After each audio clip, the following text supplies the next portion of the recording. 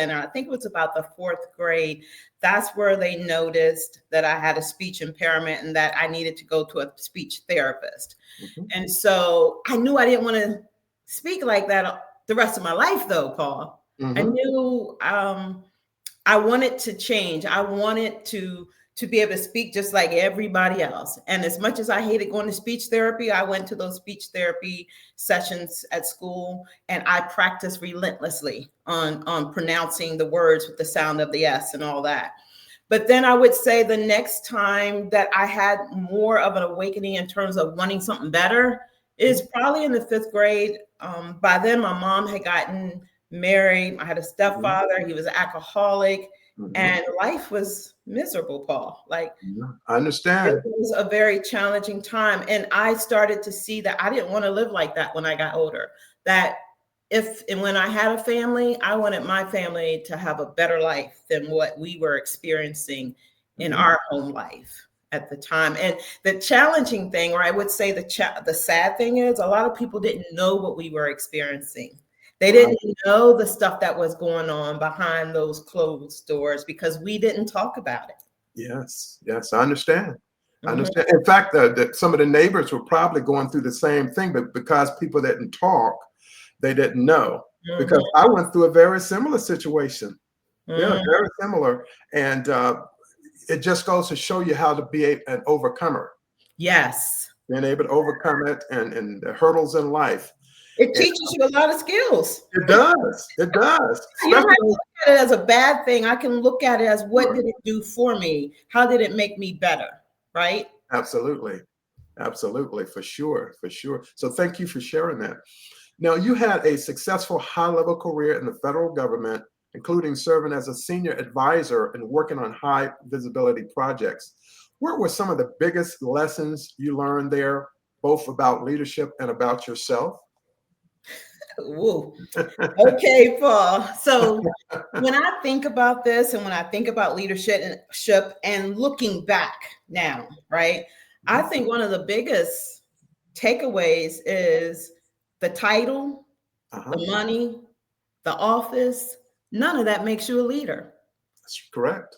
You don't have to have a title or six-figure salary or the sweet office or the corner office to be a leader. And even if you have those things, it doesn't mean you are a leader, because Correct. what if no one is following you or don't want to follow you because you're not a good leader? That's correct. You have no one following you, then what? You're not a leader, You're not a right? leader. Exactly. And Absolutely. then I think sometimes people think just because they don't have a title or Mhm. they're not in a leadership position that they're not a leader, but they are a leader. You're a leader of your life, That's right? correct. That came And before work. Yeah. exactly, exactly. And I think the other thing as a leader, my biggest lesson, and that's because of where it took me at the end of my career, is that you have to take care of you first. Yeah. You have to practice the self-care. And I don't just mean like a pedicure, manicure, that kind of thing. I mean taking time to rest, to take Mhm. care of your body, to eat right. A lot of times as leaders, we're rushing through meetings, eating through lunch. We need to take the time to really like have a lunch break, not Yeah. only just to eat, but also to give your brain just a little bit of rest, right? And to Correct. come back ready for the next part of the day. Just taking vacation time. A lot of times I didn't take vacation. I was Yeah. like, I didn't feel like I had time because I had so much to do and so much on my plate. And just resting, taking Sure. care of you and filling myself back up so that I could be the best version of me when I am in the Mhm. office or for my family. Sure. And the I thing about it, getting that stress off of you, because it creates a yes, lot of stress. yes, working out, taking a walk, even Yeah. if it's just taking a walk outside of the building, And breathing. day and breathing. Yeah. Breathing exercises for me were Yeah. crucial towards that latter part when I was dealing with the burnout. I remember my husband used to joke around with me and say, Michelle, rest is not a luxury. Mhm. Rest is not a luxury. And I was like, oh, I know, but rest is not a luxury. Our body needs it. Our mind To needs it. sustain, Our soul, to yes, sustain to itself. sustain itself. Yes. Yeah, Yeah. so those were some of the key lessons among many more, but yes, those were some of the key ones. Well, you hit it right on the head, because when you look at, it's hard to lead others when you can't lead yourself because you haven't gotten adequate rest. That impacts decisions, fatigue. I mean, it's just so much. It's The all, ripple effect yes, has a for ripple sure. effect. For sure, for sure. So mindset shift is central to your work. What does changing your thoughts to change the world really look like in practice for someone who's been stuck or disillusioned? Which many Woo! people are going through it today in today's workplace. Yeah. Well, change your thoughts, change your world for me has been so critical in my life. And I really think that that started so many years ago, Mhm. at least 20, over 20 years ago, Paul. Okay, And for me, it was about how can I shift my mindset to see the positive in things sure. versus the negative, because it's easy to focus on Easy. the negative, Negative. right? Yeah. But how could I shift it to focus more on the positive and find something good in the situation? What went right versus always what went wrong or what could go wrong? Exactly. And for me, it was also about changing the way I speak, what I say, how I think. We are, our brains are Mhm. wired to be negative. Most Exactly. of the thoughts are Sure. negative, and they're the same thoughts Yes. every day. And so our power is in our ability to shift how we think and shift how we talk to ourselves. And so a lot of times we find ourselves saying, "Oh, I'm not good enough for that job." Uh-huh. And we don't even apply for a job. But Yeah. what if we switched it and said, I am more than enough for that job. I'm more than capable. Overqualified. I'm overqualified. Yeah. I'm the one for the job. Right. It was created for me. Yeah, just that simple flip or switch Yeah. right there Mhm. changes things. So you hear me talk a lot in my keynotes. I'll say, catch it, Yes. challenge it, change it. When you notice yourself thinking or speaking negatively, or thinking or speaking in ways that don't align with what it is you want for your life, you Yes. got to catch it. You Mhm. can tell when you're not, when When you're you're not on point. when you're not on point. You can tell Mhm. that. Catch it. Now challenge it. Is that really true? Does that line up with what I want? Yes. Because we want to speak and think like the things that we want to show up in our life, because we bring that into our lives. Uh-huh. And That's when right. we catch it, challenge it, and then we change it, we turn it around Yeah. to a thought and words that line up with what we want, that Yes. attract more of what we want, then we can have those things For that we sure. want. And it's just like you were saying earlier, it's not only your professional life, but it's your personal life as well. Exactly. You can't separate them.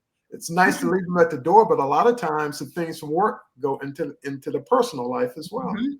The things from work come Yeah. home, because Oh, if yes. you're stressed out, overworked, Mhm. burned out, Look out. it's coming home. Oh, for Me, sure. it came home.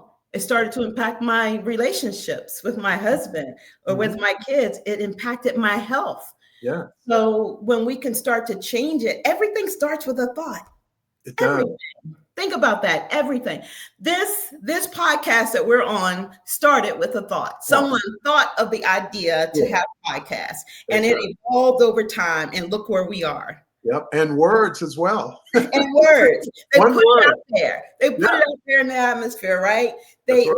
They were persistent and determined, and they pursued it because it. Guess what? It affected their actions. For sure. Absolutely.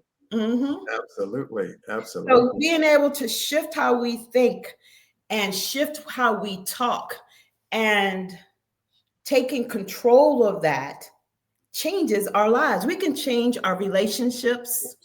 We can change our health. We Mhm. can change our careers. We can change our businesses. Yeah, We can change pretty much every aspect by how we think. When we sure. change our thoughts, we change our Sure. piece of the world, That's our right. corner of the world, our life. Absolutely. Absolutely. Without a doubt. And the thing about it is, we look at the mind, body, spirit, and the soul. So it's more than just one thing, but we try to get them aligned as best we can. Aligned, Yeah, aligned. in that And alignment. it's the whole person. Yes. Yes. That's Mhm. what we used to say in the military. The whole person concept is what we used to use. But Mm, I that's like what the totality of an individual. that. Hmm. Now, Michele, you talked about burnout, which of course is an area that you work on with your clients. It seems to be a common issue that you help people avoid. What are warning signs you notice in your own life or in others? And how do you help people course correct before it becomes overwhelming, the burnout? Mm. Mhm. Paul, I got to be honest with you. Sure. So as I was going through the burnout, Mhm. I didn't see it as it was happening. Oh, wow.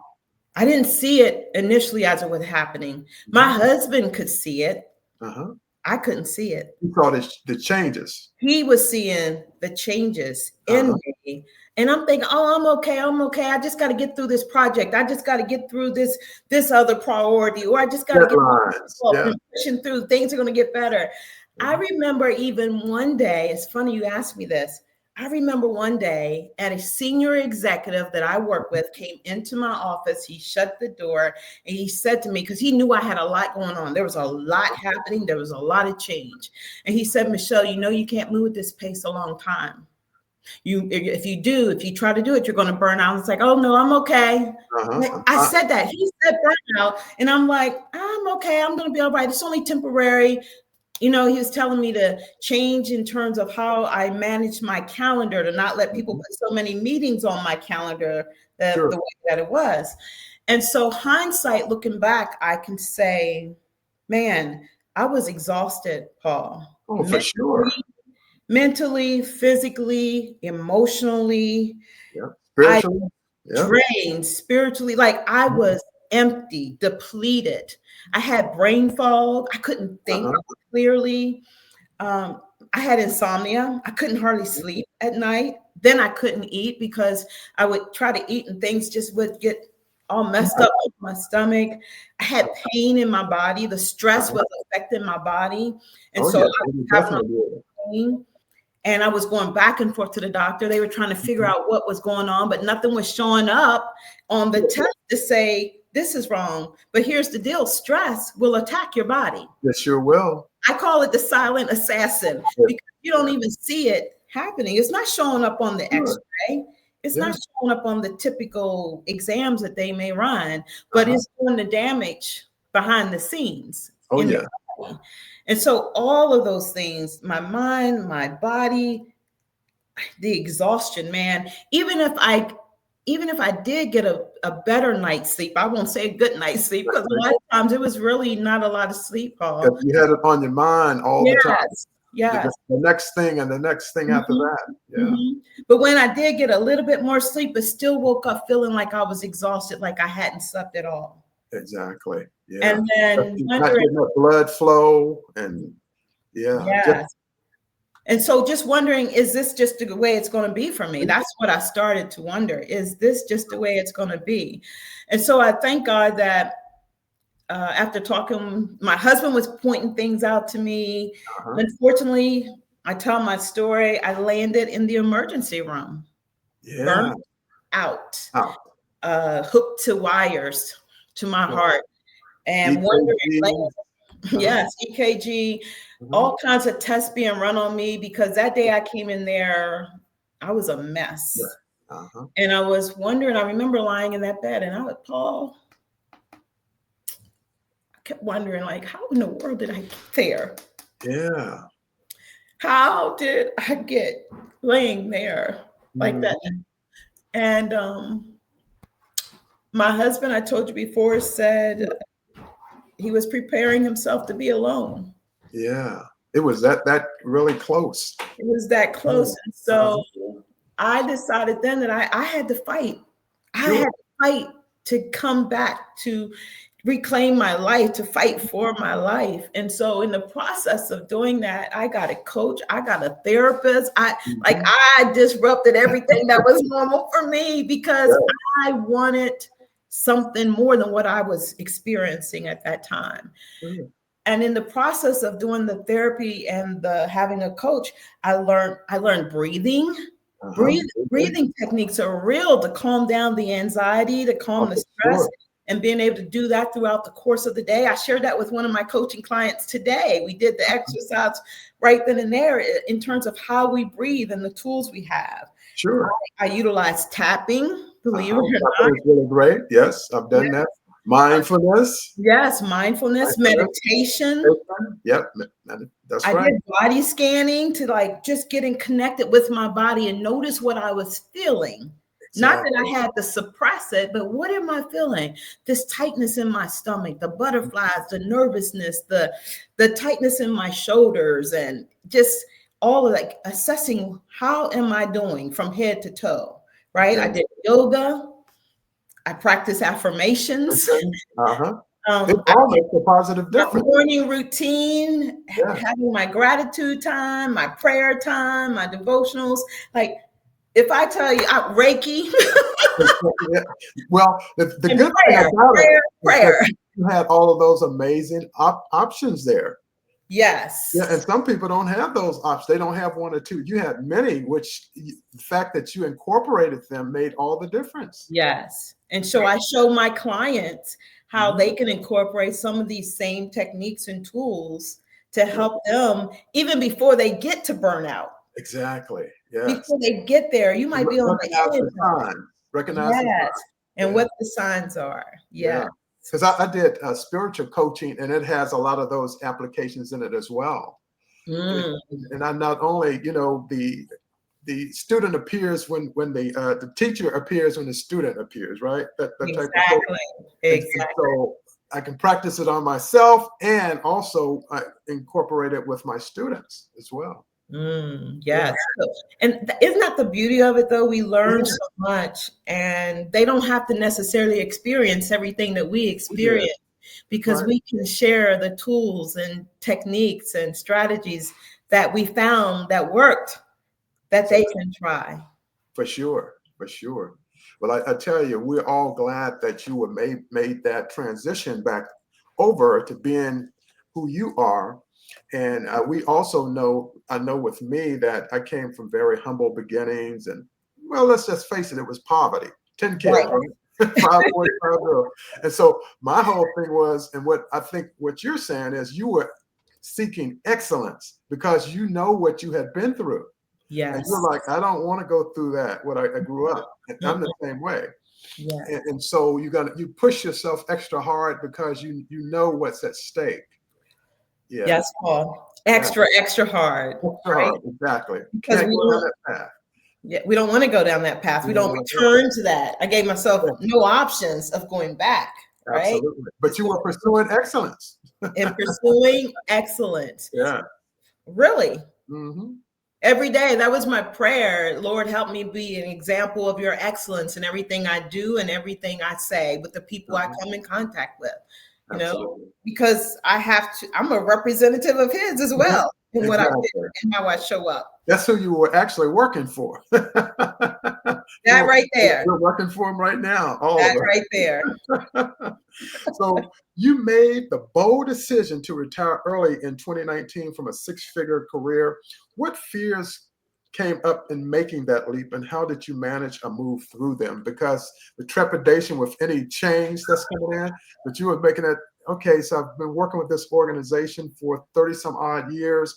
Now I'm going to transition. What was that like? Were there fears, and what did you see perhaps could go wrong, if anything? Wow, I was almost like, what didn't I fear? I was so afraid, Paul, because here's the truth. At the time I made that decision, I wasn't at an age where I could retire. I hadn't hit the minimum retirement age to be able to retire from the federal government. Okay. And collect a pension at that time. So what I had to do is resign from my position, and I deferred my retirement pension until I hit the minimum retirement age, which wasn't until 5 years later. Okay. 60 months. And so, yes, I had a lot of fear. Number one, I fear whether or not I was making the right decision. Sure. Am I going to lose everything I worked so hard to create and build with my husband for our family? and the Exactly. legacy that we wanted to create for our family. Sure. I had two daughters in school. One was at Clemson about to Oh, graduate, one right. at Coastal Carolina University. Oh, yeah. Still had some more time. So I Two was wondering if excellent they're going schools. to be able to finish Yeah. school and get their degrees. And can we afford for me to even do this? Right? Sure. Can I do this? And how's it going to play out in the end? Of course, you got people in your ear too when they find out. They're like, "What are Sure. you doing? Are you sure you want to Sure. do this? Exactly. Can you Not afford you. to do that? Do you want to come over here and work?" Like I had Uh-huh. offers where I could have went somewhere else, but what I also knew, Paul, is Uh-huh. I was being called somewhere else as well. Exactly. The I was voice. I was being called somewhere else, and there was a better plan for me. Even though I had plans, Paul, Sure. I was like, I'm gonna hit the SES level, and I'm gonna do this and Oh, that. yeah.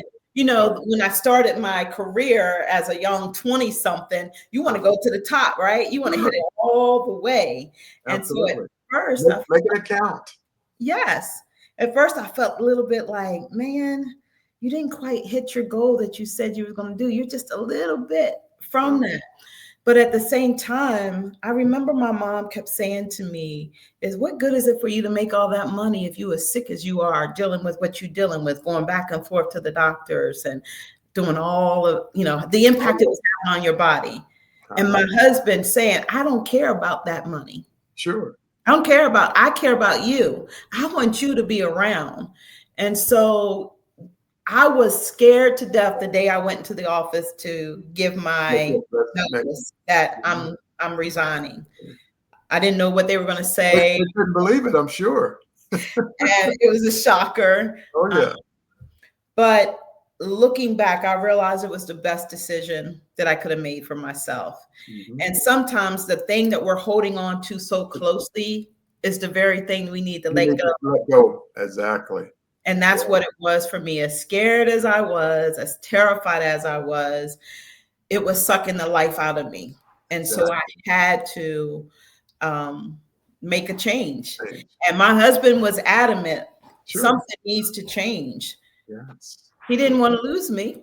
Yeah, And the he, long term aspects of it, that's what he was looking at. mhm, And I've mhm. met your husband. I mean, he's just a great man. He helped me with my speech on the day of it. I'll never forget it. That is Eric Satchell. That is who he Oh, is. yeah. Eric, he helped me out for sure. And I was thankful for it too. Like people say, don't block your blessing. And when he said what he said, I was like, I can incorporate that in there. And I Mm, did. so good. That's so Yeah, good. absolutely. So, for high achieving women trying to balance career, family, and personal, such as you, growth, what are some of the strategies you teach about setting boundaries and saying no or redefining success? Because other people experience similar type experiences as well. Well, one thing I tell people now that I have learned is that no, saying no is actually a practice of self care. It Very is true. taking care of ourselves by being able to say no, because saying no allows us to say yes to the Yeah, things that really matter for us. yeah, And so for too long, I sacrificed things that mattered most to me, yeah, saying yes to things that I shouldn't have been saying yes to. And then the other thing I had to realize is us being able to say no to things that really don't align with where we are in life or what's important to us sure. or the vision that we have or the goals and Mhm. all. Us being able to say no to those things and doing it courageously, right? And Absolutely. boldly, unapologetically, we actually get to start teaching people how to treat us in the process. Very true. Very So true. what I learned is I was teaching people that it's okay for me, Michelle, to work crazy hours. I was working more than I was living.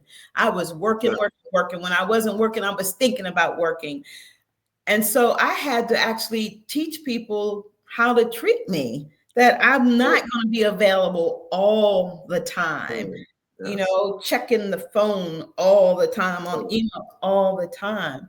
Uh-huh. And so those are part of the boundaries, like not bringing the work home. You know how much I brought work home to Yeah. work on, even after I had done. Which means you never went home. Which means you never go home. So we have to Yeah. have those boundaries to separate it, so Uh-huh. that when you're at home, you can be present with the people that are home, right? And you can be Exactly. present for yourself, and that you can do some of the things you enjoy doing. Because Paul, I had stopped doing any of the things I enjoyed doing. That's Yeah. partly how I got burnt out. I wasn't doing the things that I enjoy, things that I love, that, set me on fire. Uh-huh. Simple things, even just dance and act silly and have fun, Yeah. you Yeah. know. That Um, makes a difference. And getting that balance. mhm. So with work life, personal life, with children, and then me time. You having Me time for time. yourself. Yeah. Yes.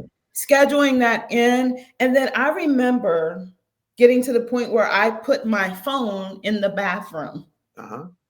My phone and my company's little phone. I Oh, put it away from me so good. that I wouldn't hear if it dinged or if I did anything, even if Uh-huh. I was in my bedroom, or I like separated it from me so Uh-huh. that I could just have Yeah. that. Because sometimes you wake up in the morning and all you hear are some of those, you know, Same conversations. Yeah. the The things going phone on. ringing. And so I needed to have that as a boundary so that I could say, okay, I need this time right now to just get myself together so I Sure. can have my quiet time to fill myself up, to do my devotions, to do my prayers, to do my meditation, all the things I need to do so that when I do step into that office, Sure. then I'm ready, Exactly. right? Or Exactly. when I do step home, I could kind of take a moment to regroup, let go of what happened there, and come in and be present for Right. my And husband. recuperate and Yeah, regenerate. Yeah. yeah, yeah. So those boundaries and blocking some time, Mhm. that became something that I started doing as well during that time. But I found it was a challenge sometimes Yeah. because they had been accustomed to you just make yourself available. But when you Exactly. block time off so that you have time to work on what really matters and get that taken care of, instead of you just answering everybody else's calls and their requirements and what they need done, and your stuff not getting done because you Uh-huh. didn't have the time made for it, that Exactly. was something that started to become more important to me. And I would say sometimes it's challenging because as a leader, you're in so many different meetings and they Absolutely. expect to see you in those meetings. That's right. Is that correct? They That's how it expect was for me you. too. But we had some situations where we would have to negotiate in one of the embassies in Washington on Connecticut Avenue, and I didn't go home that night. I stayed all night, went to the Pentagon gym, and then we went to negotiate, of course, with sleepy eyes. Wow. My leadership and I, and but it's what they expected, It's right? what they expected, right? And Expectation. so Yeah. you adapt to what the expectation is. But the funny thing is, it was later after I was gone. I remembered a comment someone had made to me, and she said, you can't blame them for treating you like a workhorse if you just kept getting the work done. Exactly. Yeah. And I They're was gonna work you as hard as much time as you give them. That's for sure. as much as you give them, that's what they will give you. So it's on us to take care of us. Yes. Okay? Yes. It's on each one of us as leaders to take care of ourselves and make the time to prioritize what matters most Most. to us Yes. and what we value most. And making yourself a priority. And making, I was getting Yeah. ready to say that, Paul, making Uh-huh. ourselves a priority. So when I left, I said, I'm prioritizing me for the first time. I'm Yeah. prioritizing Michele. I'm putting me first, my health first. Uh-huh. And that's when I decided to leave. Oh yeah. Well, Now, that I'm not saying that everybody has to leave was in order for that to be the answer, but sure. because of where I was and the Mhm. impact that it had on me, the burnout and where I was, that was my answer Yes, sir. for me. Yes.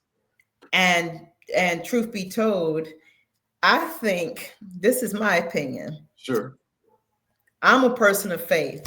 Yes. I believe God knew that as long as everything's okay, Michele gonna keep on keeping on doing all of this. So I got to shake it up a little bit. I got to get her attention. Exactly. And that's when we look at it now that you explain it, I think that's what it was. I It's got to get her attention. yeah. Yeah. It's one of those things where once we learn the lesson, and I Mhm. think the lesson was God was, okay, so you can spend more time with me. Mhm. God, Mhm. when it comes to God. And, you know, you got to that point where he positioned you so that you had most people don't have that opportunity to defer Yes. their retirement, Yes. right? Depending on who they work Yes. for. Yeah. And Paul, here's the other blessing in that. So you heard me say at a very young age, I decided I want a Mhm. better life. I Exactly. watched my grandparents struggle even after they retired. Oh, yeah. So when I first started my job, I immediately started putting money away. As soon as I was eligible to put money in that TSP, Oh, it yeah. was going in there. I never Because, had that kind of money before anyway, so I wasn't sure. gonna miss it. Exactly. That's But true. I But kept putting it away. uh-huh. And believe it or not, Paul, that came to pay me off so much more later on For down the sure. road, 30 years later. Later. Yeah. I'm not old enough to retire, but Sure. I also had done some things for myself that allowed me to be able to To make afford that decision. to Uh-huh. make that decision. I Uh-huh. may not have made the amount of money that I was making when I was working full time, True. but my husband and we could afford for me to just say goodbye. Yeah. And guess Absolutely. what? God took care of all my needs. All All of my it. kids graduated from college. Every All last right. single one of those kids So you have graduated. a Clemson Tiger and a Coastal Carolina Chanticleer, right? And I have two others that graduated. But the beauty of it is all the things I was so worried about, that I was so Uh-huh. afraid of, and losing it all, and even myself, what am I going to do? Mhm. But there was a plan that was bigger than me, and it Oh was yeah. better than my plan. Oh yeah. God, he puts it out there for us, and favor is what I call it. Favor. Yes. Baby. So Michelle, you speak, train, and coach. What are some of the tools or practices you believe are most powerful in helping people shift from feeling meant for more to actually living it every day? Hmm. So here's where I believe I'm going to say the things that made the difference for me, Okay. okay, Uh, from leaving to actually living it, right? Number one, I think we have to get honest with ourselves. for sure. Brutally, like, just get real and honest with ourselves about where we are. Sure. Are you really fulfilled or happy or satisfied, or do you feel like there's more for you? Is there more for you? A lot of times we just settle. For sure. We just say things are fine. But deep down, Paul, Oh, we know yeah. that we want more. More and more. Absolutely. We just accept what life is handing us. But my thing is, let's get honest with ourselves, and not just by what other people think we should want or what society says, but what do you You want. really want? Oh What yeah. do you really want? Get clear on that, because I think what I have found, most people that I have coached, when I Uh-huh. ask that question, they don't know what they really want. Yeah, they're still trying to figure it out. They're still trying to figure it out, or they're Mhm. still trying to hold on to something they thought they wanted to do from years ago, or that Right. someone told them. So then I tell them, you got to reimagine a vision for your life. For sure. And that's hope. Because, yes, that That's gives hope. you hope. And you Mhm. don't have to hold on to what you thought you wanted. Maybe when you were 20, in your Sure. 20s, 30s, that was something, but now maybe things have changed. Your life has changed. You're in a different phase of life. So, what is it that you want right now in your Exactly. life? Yes. And don't go by what people say, because some people try to talk you out of it. For sure.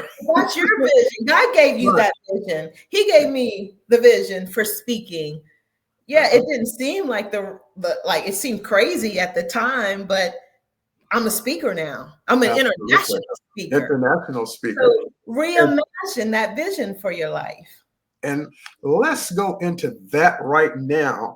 Of course, I was really honored in your presence at the speaker showcase.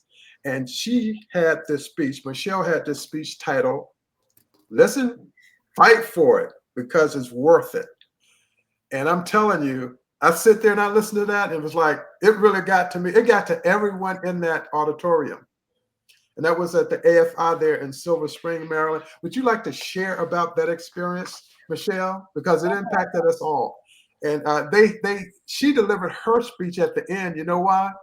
Because always the best one goes last. And I'm telling you, she Ah, there's no doubt.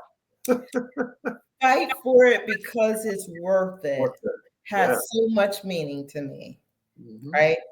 Because when I was at my lowest, when I was feeling empty, when I was feeling like I was stressed, I was anxious, I was burnt out, and Uh-huh. quietly I wanted more. I wanted more, but at the time, like, how am I going to have more? Can I really have Sure. more? And so after experiencing what I experienced with the emergency room Uh-huh. visit, I call that a divine disruption. It Yes. was a Yeah. divine disruption. Yeah. Once that happened and I decided to fight for it, then I started to recognize, you know what? I'm worth this. My family is worth it. My health is worth it. Worth it. My life is Life. Yeah. worth it. So I'm going to fight for it with everything I got. I'm giving it everything I got. So I had to work on this, my Sure.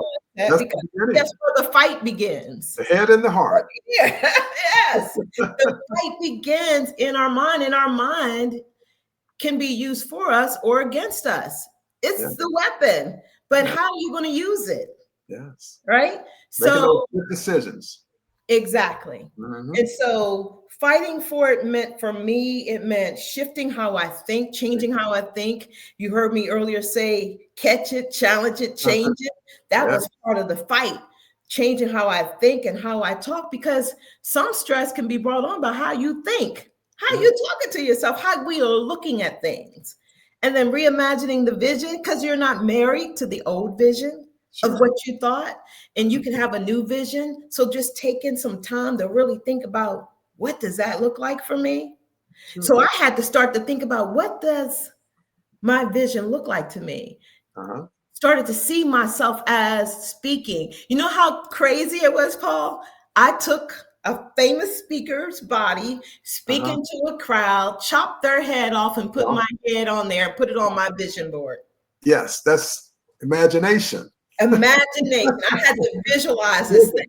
So I Yeah. was visualizing it, me walking, talking, like being that speaker, right? I wrote that vision down. I had it on my phone. I had a screenshot on there.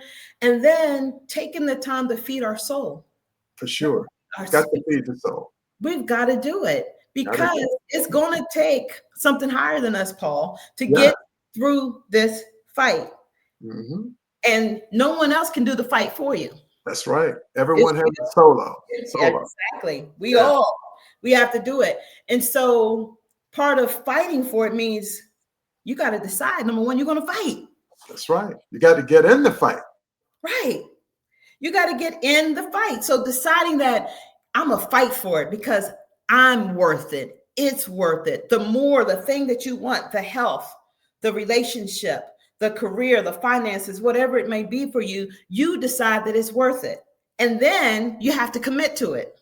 It can't just be when you feel like doing it. Committing to doing it. Decide, commit, and then fight for it. Every single day, fight for what it is that you want. And I can tell you that it is absolutely worth it. The life that I'm living today is better than I ever imagined. I'm happier, I'm healthier, I'm enjoying my life. I got peace. That was one of the things I wanted more than anything back then, is peace of mind. And so it's worth it. So fight for it. That's my message for everyone. Just fight for it. I think I lost you, Paul. And so here's what I would like to share with your audience is I have a book coming out. It's called Evolve Freely. It is life-changing. And so I will be sharing things on social media soon, just letting you know when that release is. But fight for it because it's worth it was a process of me evolving to become the woman, the speaker, the coach, the trainer that I am today. and believe it or not, author. Who would have thought back then that that's where I would be today? If you would have told me that back in 2019, I would have laughed at you and thought you were crazy. Uh-huh. But as a result of deciding that I'm going to fight for it, that I'm committed, and just going to work and fighting for it, and fighting for it is taking action, Yeah, right? Doing something absolutely. about it. And as a result of that, I stand before you today saying, man, I am not the same woman back then. My daughter makes a joke, Paul. I got to tell you this. I remember one day, I remember Uh-huh. one day when it was like a couple of years ago. So I left in 2019. And so I'd gone through, I got my certification of speaking and coaching and all. One day my daughter said to me, she said, Mom, I don't know who that woman was back then, but Uh-huh. don't bring her back. I don't know who that woman was that went through all of that. Don't bring her back. We don't want her back here. Like, She we're likes the current glad one. you're back. Like, Yeah. you are back. We got our mom back. And Oh, so, fantastic. yes, it was a beautiful feeling, just to come through it. And I think what I want most people to take, Paul, is Uh-huh. that I came through it. They Yeah, can too. they can as well. You and Absolutely. we rose from the bottom. They The can too. ashes. Doesn't matter where you start at. That's It's not right. too late, no matter where you are in your life right now. It's not too late. It's never too late. So it's never too late. And that you can too. Like, if we can do it, they can too. I want to Absolutely. give people hope, to let them know that even with the world as crazy as it is right now, Yeah, it's you crazy. can still, they can Yeah, still have more. They can yeah, still change their lives. And I definitely. would say the biggest thing is the mindset. Yeah, How we think, that's right. how we think is going to change everything. Definitely, definitely. So, looking ahead, what is the next big vision for you, Michelle? Of course, you have a signature course, you have a book, something else that you like to share. And how do you hope people walking away from this conversation will apply what they've heard today? Mm. So I have the book Evolve Freely that'll be coming out later in Okay. October timeframe. All freely. And Evolve Freely, the signature course, is tied to that as well. And I want to start hosting my own Oh, courses, yes. podcasts Uh-huh. online, and sharing inspiration, helping people to overcome the hurdles, the obstacles, the challenges, the limitations that they're facing in their lives so that they can get to where they want to be in Yes. their life. And so you asked me about what do I want them to take away? I Yes. say the biggest takeaway is, I know you're going to think it's cliche, but it really is not. It's that when you change your thoughts, you really can change your life. When we change how we think, it changes everything. For It sure. changes everything. And so Uh-huh. if we talk to ourselves, how Sure. we think about Uh-huh. words up with what we want to see happen in our life. Yes. Instead of saying I'm not enough, say I'm more than enough. Instead of saying I can't, I can. Instead of saying, that, or instead of trying to be perfect or have everything just right, recognize that you have everything you need right now where you are. Exactly. All you got to do is take the first step. That's all that's needed. That's all that's needed. Don't try to figure it all out. And I'm guilty of that sometimes, Paul. Of what you want to know all the answers, how it's going to turn out. I Oh, yeah. promise you, if you just take the first step, the next step will be revealed to you. And then the next one, as you take action and move. Faith without works is dead. Yeah. Yes. You've got to Absolutely. move, got to take action. Absolutely. Well, I tell you, thank you so much. And again, our amazing guest, and I told you all in the beginning, Michele Satchell, and she's an entrepreneur, certified speaker, coach, and trainer. She's one of the best, and I saw her and witnessed her speech, and it was just amazing. It was just amazing for everyone. Everyone who ever hear that speech, you will not walk away the same. as you Mm, arrive. When you mm. depart, you will be different, because that speech just hits home on so many chords. It really hits home. And so we want to definitely thank you, Michele, for being the honored guest today. And thank you so much for sharing your expertise. I do know also, I don't want to leave this out, that you went to Barcelona recently. If you Yeah. could share what that experience is like, I want to make sure people know you're Oh. an international speaker.